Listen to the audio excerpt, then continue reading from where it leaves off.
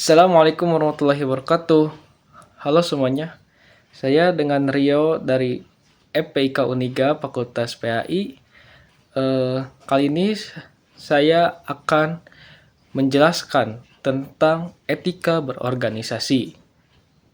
Yang pertama ada pengertian etika berorganisasi. Etika berorganisasi adalah seperangkat nilai norma dan aturan yang mengatur serta perilaku setiap anggota dalam suatu organisasi. Tujuannya adalah untuk menciptakan kerjasama yang efektif, suasana yang tertib, serta hubungan yang harmonis antar anggota. Dalam konteks Islam, etika berorganisasi tidak hanya berorientasi pada keberhasilan duniawi, tetapi juga bernilai ibadah karena setiap aktivitas yang dilakukan dengan niat yang benar akan mendapatkan pahala dari Allah Subhanahu wa taala.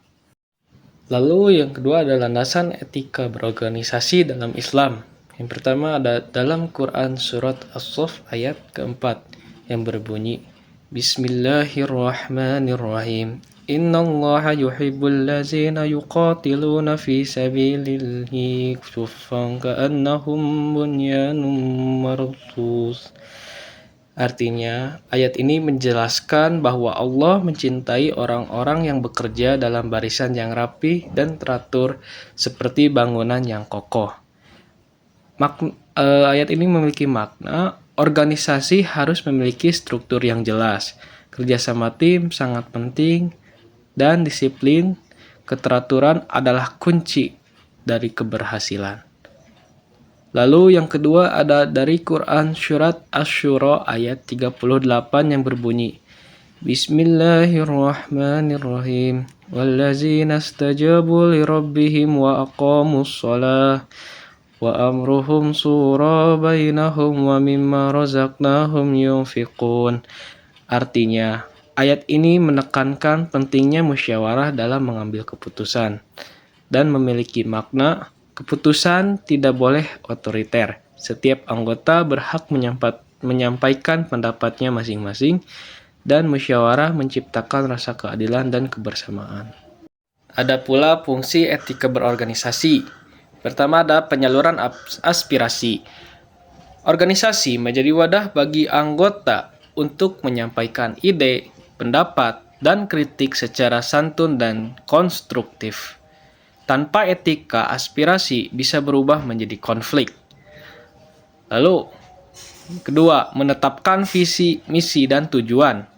Etika membantu organisasi berjalan sesuai arah yang telah disepakati bersama. Kejelasan tujuan menghindari kesalahpahaman antar anggota. Lalu yang ketiga, pengembangan setiap anggota. Organisasi menjadi tempat belajar kepemimpinan, tanggung jawab, dan kerjasama. Etika membentuk karakter anggota agar lebih dewasa. Lalu yang keempat, tercapainya tujuan bersama. Dengan etika yang baik, organisasi dapat bekerja lebih efektif dan efisien. Tanpa etika, organisasi mudah mengalami konflik dan kegagalan.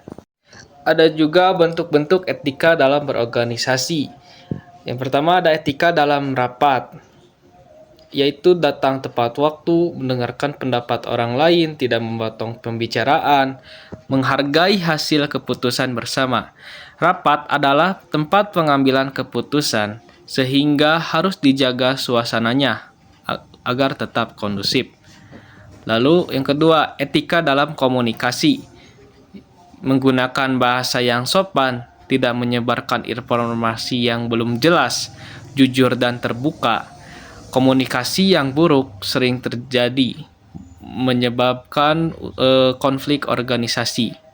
Lalu yang ketiga, etika terhadap sesama anggota. Saling menghormati, tidak menjatuhkan satu sama lain, saling membantu. Organisasi yang kuat dibangun dari hubungan yang sehat antar anggota. Yang keempat, etika terhadap pemimpin. Taat selama tidak bertentangan dengan syariat, menghormati keputusan pemimpin, memberi kritik dengan cara yang baik. Kritik tetap boleh, tetapi harus disampaikan dengan adab juga. Contoh-contoh etika berorganisasi di lingkungan sekitar. Yang pertama ada di sekolah atau OSIS, organisasi intrasekolah. Itu datang rapat tepat waktu, menjalankan program kerja dengan penuh tanggung jawab, aktif dalam kegiatan. Sikap seperti ini akan melatih kedisiplinan dan tanggung jawab sejak dini. Lalu yang kedua di masyarakat atau kerja bakti. Mengikuti hasil musyawarah, tidak memicu konflik antar warga, saling bekerja sama. Organisasi sosial membutuhkan kebersamaan yang kuat. Lalu yang ketiga ada di kampus, yaitu ada BEM, HIMA, atau UKM. Aktif dalam kegiatan menjaga nama baik organisasi, menghargai pendapat orang lain. Lingkungan kampus menuntut kedewasaan dalam berpikir dan bertindak.